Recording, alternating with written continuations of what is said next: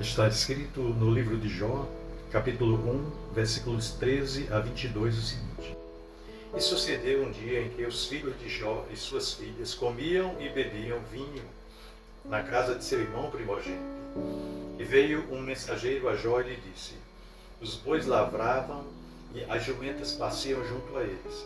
E eis que deram sobre eles os sabeus e os tomaram, e aos moços feriram ao fio da espada, e eu somente escapei para lhe trazer a nova. Estando este ainda falando, veio o outro e disse: Fogo de Deus caiu do céu, e queimou as ovelhas e os moços, e os consumiu, e só eu escapei para lhe trazer a notícia. Estando ainda este falando, veio o outro e disse: Ordenando os caldeus 3 bandos, deram sobre os camelos e os tomaram, e aos moços feriram ao fio da espada, e somente eu escapei para lhe trazer a notícia.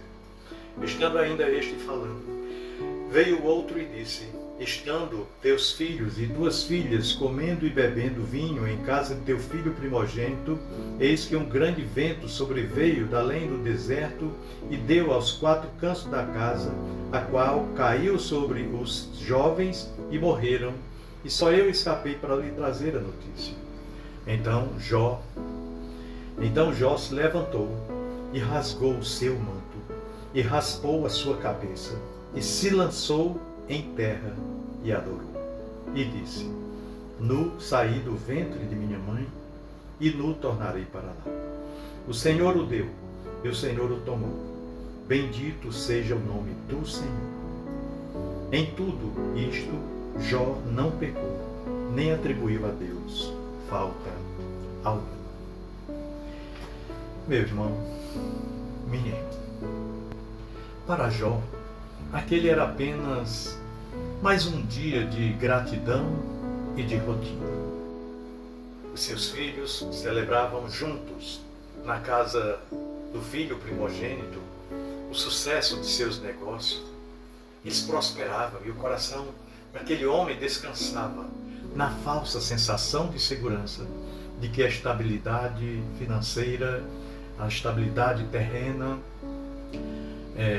costuma nos dar. No entanto, a teologia mais profunda da vida nos ensina uma verdade que frequentemente tentamos ignorar. Ou seja, a linha que separa a mais absoluta bonança do caos mais profundo, ela é muito fina, como um fio de cabelo. Nós nos deitamos fazendo planos para os próximos 10 anos, mas nós não temos o controle sequer sobre os próximos 10 segundos. Pois é. A narrativa aqui do livro de Jó nos lança diretamente nessa realidade muito desconfortável e nos força a olhar para a fragilidade da nossa existência. O texto bíblico mostra aqui uma sucessão violenta e ininterrupta. Foram 4 mensageiros chegando e trazendo simultaneamente o peso do luto e da ruína. Enquanto este ainda falava, veio o outro. Essa frase ecoa como batidas violentas em uma porta que se fecha. Em questão de minutos, Jó perde seus bens, os seus servos, os seus animais e, no golpe mais devastador de todos, perdeu todos os seus 10 filhos. A dor não pede licença, não avisa o dia da sua chegada e não se importa se estamos prontos para receber.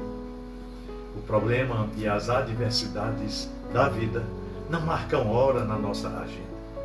Eles simplesmente invadem o nosso cenário, revirando as certezas e expondo a nossa total falta de controle sobre o amanhã. Como somos vulneráveis, não é mesmo? Pois bem, diante desse cenário devastador, a grande questão teológica que se levanta não é o porquê do sofrimento, mas onde estava ancorada a alma de Jó para que ele não naufragasse no mar do desespero, do desânimo, da depressão. A resposta está exatamente no preparo invisível que Jó construiu ao longo de uma vida inteira. Jó não buscou a Deus na hora em que a casa caiu. Ele já vivia em comunhão profunda com o Criador, enquanto a casa ainda estava de pé. Ele nutria uma intimidade com Deus extraordinária.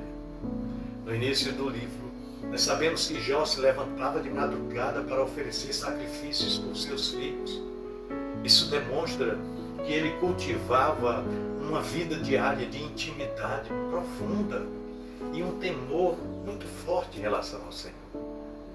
Essa comunhão íntima e constante é o que a teologia chama de piedade prática, que nada mais é do que viver com Deus no secreto para conseguir sobreviver ao público quando o mundo desaba sobre nós. Estar espiritualmente preparado não significa ter imunidade contra os dias maus, não. Mas ter uma raiz tão profunda, mas tão profunda no solo da graça de Deus, que vento nenhum no mundo seja capaz de nos arrancar do lugar da adoração. A tragédia, ela revela quem nós somos por dentro. Pois ninguém consegue improvisar uma estrutura espiritual na hora do terremoto, na hora da dor, na hora da perda. Se não houver um alicerce assim, bem fundamentado, bem construído na calmaria, a tempestade nos arrastará. Ao receber as notícias, a reação de Jó desafia a lógica humana e nos dá uma das maiores lições de maturidade espiritual que um ser humano pôde ter durante toda a história da humanidade. Ele sente a dor de forma legítima e profunda. Jó chorou, rasgou suas vestes, raspou a sua cabeça, demonstrando demonstrando que a fé não nos torna anestesiados ou imunes ao sofrimento. Ele viveu o luto. Deus não espera que sejamos super-heróis insensíveis, não, mas seres humanos que confiam nele em meio às lágrimas. Mas o ápice do texto acontece quando, após expressar o seu luto, Jó se prostra em terra e adora ao Senhor. Que cena maravilhosa, não é? Como é possível adorar quando se perde tudo? A teologia da adoração de Jó revela que a sua comunhão com Deus não era baseada em um contrato de troca. Ele não amava a Deus por causa dos camelos, das ovelhas, do gado, da riqueza. Ele amava a Deus por quem Deus é. Ele conhecia Deus. Ele compreendeu que o Criador é infinitamente maior do que as suas criaturas e que o valor do Senhor não diminui quando os nossos bens desaparecem. Não. Quando Jó diz que saiu nu do ventre de sua mãe e nu voltará, ele está ali dando uma demonstração de reconhecimento em relação à soberania absoluta de Deus e à nossa condição de peregrinos nesta terra. Nós estamos só de passagem. Tudo que nós temos nos foi emprestado pelo Senhor. Nada é verdadeiramente nosso, exceto a nossa comunhão com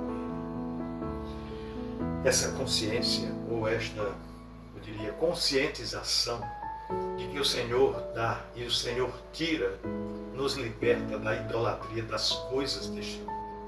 A idolatria moderna dos dias atuais. Quando nós transformamos as bênçãos de Deus em nossa principal fonte de felicidade, aí nesse momento nos tornamos prisioneiros do medo, pois sabemos que a qualquer momento podemos perder o que nós temos. Aliás, perder tudo. Mas quando a nossa alegria está fundamentada no Deus da bênção, a nossa segurança se torna inabalável. E Jó entendeu que Deus continua sendo bom, mesmo quando o cenário é mau. E que o seu amor não pode ser medido pelas circunstâncias externas. O fechamento do texto nos afirma categoricamente que, em tudo isso, Jó não pecou contra o Senhor, no versículo 32, e nem atribuiu a Deus falta alguma. Isso é profundamente, demonstra uma profundidade na prática.